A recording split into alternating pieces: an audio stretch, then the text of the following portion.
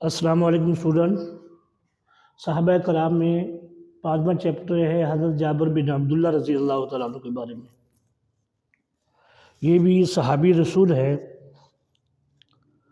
صحابہ کرام رضی اللہ تعالیٰ عنہم اجمعین ہر میدان کے اندر آپ صلی اللہ علیہ وسلم کی وصیت کے مطابق عمل کرتے تھے، چاہے وہ میدان جنگ کا ہو، چاہے وہ میدان جو ہے دعوت و تبلیغ کا ہو۔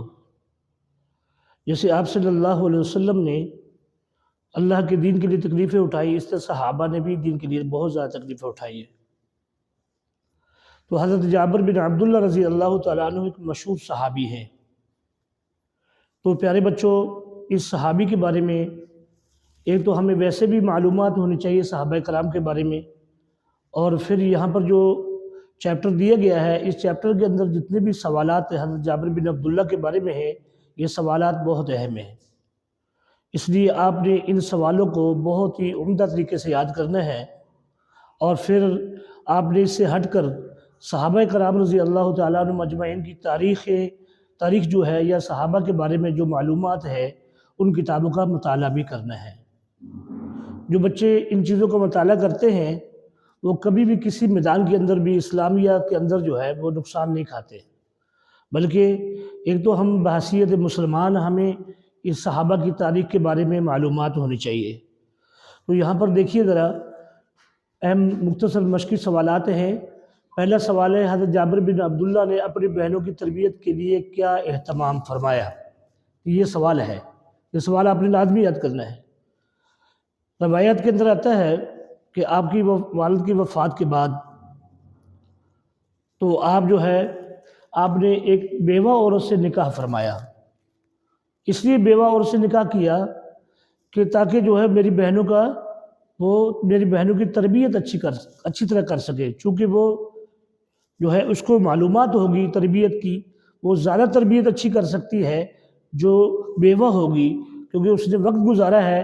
لہذا حضرت جابر بن عبداللہ نے بھی اپنا نکاح ایک بیوہ سے کیا۔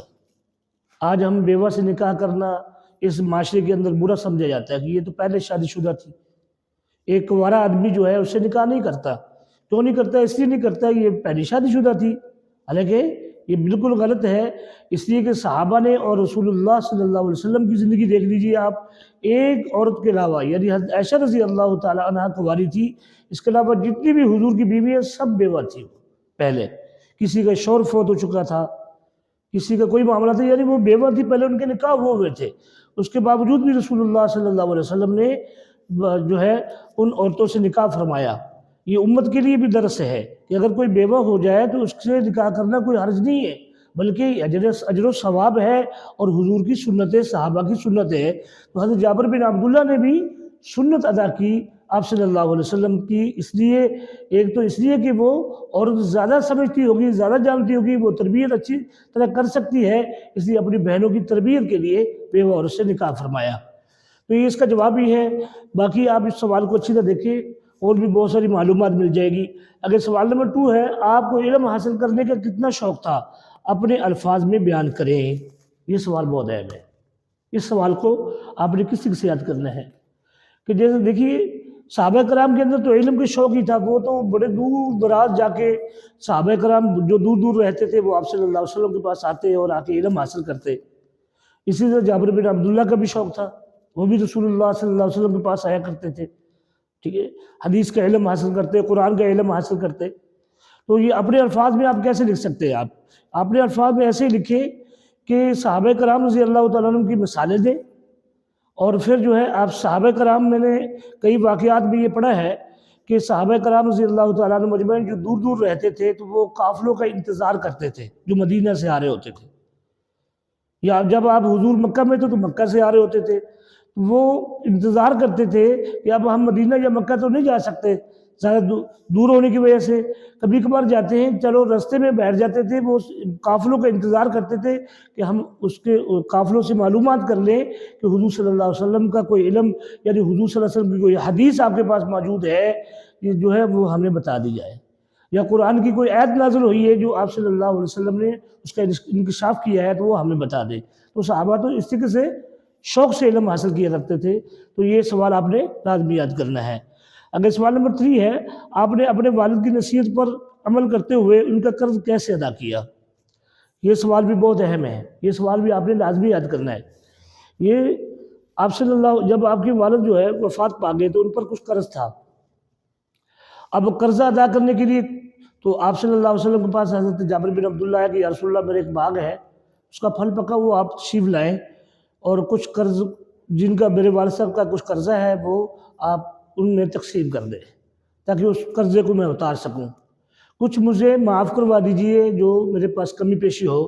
تو آپ صلی اللہ علیہ وسلم کی برکت سے وہ جو باغ تھا اس سے سب لوگوں کا قرض ادا ہو گیا۔ تو یہ ایک سوال ہے، اور تھوڑا سا میں نے جس کا جواب بھی بتا دیا، باقی آپ کتاب کے اندر دیکھیے اور اس کو یاد کرنا۔